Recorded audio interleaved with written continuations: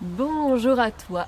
Alors, il y a du vent aujourd'hui et je profite d'être entre deux averses. Ah, j'ai un petit rayon de soleil pour couper l'iris derrière moi.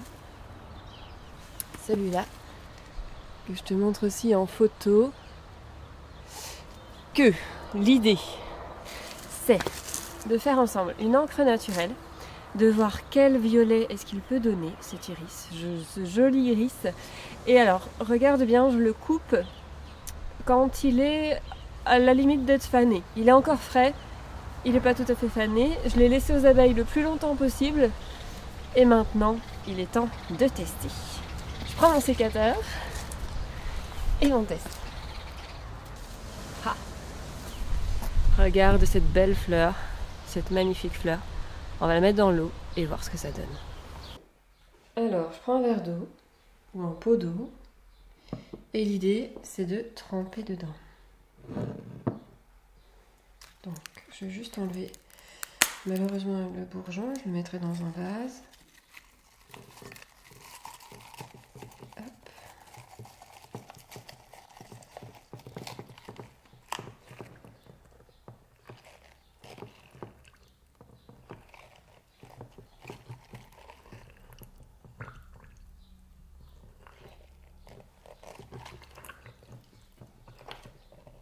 Je laisse tremper, ça violace. J'ai l'impression que ça violace.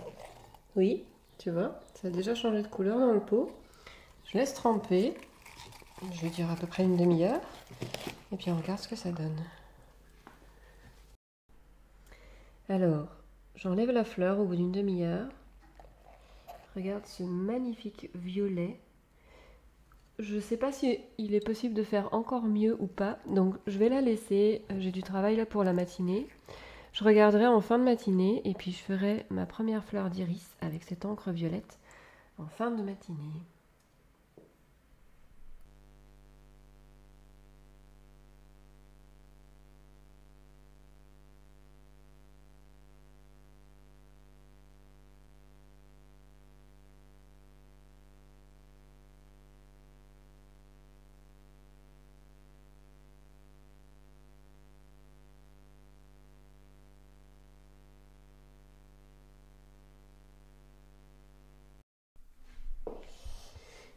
Coucou, petite news info. Alors, on est le lendemain.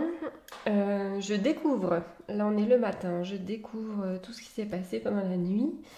D'abord, ma première couche, tu vois, elle est super pâle ce matin. Et en fait, mon encre violette, elle est complètement passée. Alors, je sais pas si tu la vois, oui, elle est complètement passée, elle est devenue presque transparente. Donc c'est à savoir, utilise l'encre d'iris la plus fraîche possible et pendant qu'elle est fraîche. J'ai vu hier qu'elle changeait de couleur. Là, tu vois, c'est devenu bleu, c'était violet. Et en fait, ça a changé de couleur en même temps, je le voyais sur le papier et dans le pot. C'était un bleu foncé, du coup, mais c'était plus un violet. Donc c'est à savoir, c'est une encre qui est très très sensible à la lumière, visiblement. Et puis ce qui s'est passé avec le vinaigre et le citron, tu vois, ce rose là est toujours là. C'est un rose qui peut être utilisé pour des fleurs, éventuellement. Et avec le bicarbonate de soude, tu vois, c'était bleu et c'est devenu jaune. Et je pense que ça aura plus tendance à rester jaune parce que j'ai quelqu'un qui m'avait transmis ses tests aussi quand j'ai partagé ma story sur Instagram, pour qui c'est devenu jaune aussi. Là, vraiment, c'est devenu jaune. D'accord? Et c'est ce qui va rester, je pense, jaune. Voilà pour cette aventure. C'est le premier volet de cette aventure. Alors, c'est juste à savoir, sache que cette encre d'iris, elle est très sensible. Je ne sais pas encore si c'est à la lune ou au soleil. Peut-être les deux, vu qu'elle a viré dans la journée. Elle a viré du violet au bleu dans la journée. Elle s'est affadie pendant la nuit, pour être précise. Je ne perds pas espoir. Reste avec moi pour la suite des événements. Je vais quand même peindre cet iris d'exemple. Je vais refaire une encre que j'utiliserai vraiment toute fraîche pour faire cet iris. Cette encre où je vais rajouter et je vais faire du couche par couche, comme pour l'éléphant, que je t'avais montré aussi pour avoir cette densité de couleur. Et puis je rajoute quand même cette encre à la palette et c'est simplement que, il faut savoir que cette encre vire, mais c'est très intéressant pour avoir du violet quand même.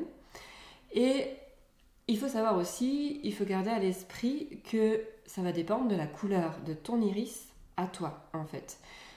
Il y a des iris plus ou moins bleus, bleu-violet, violet, rouge.